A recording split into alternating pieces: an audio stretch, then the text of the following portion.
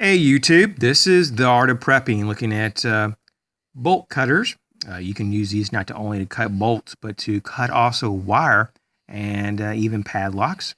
The 18-inch before you is going to be 450-pound rated cutting ability. And I got this one at Harbor Freight. This is a Pittsburgh brand.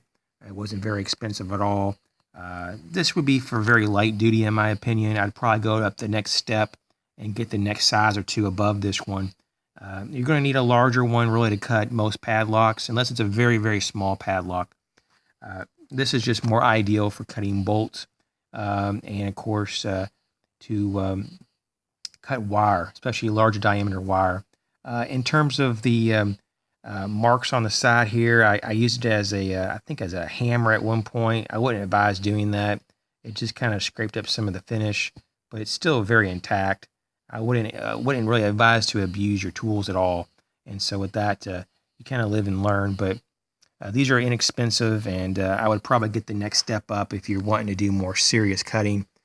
I think you still should have at least one of any type of these, as well as your a sledgehammer and a decent shovel, and at least a couple various sizes of pry bars as part of your kit, just in case, especially for preppers and survivalists, and anybody, especially living in an urban area. Not to say that a rural area wouldn't be in need of something like this, but in an urban area, you may have to get resupplied, and you have to do certain things that to gain entry into an area if life was being threatened.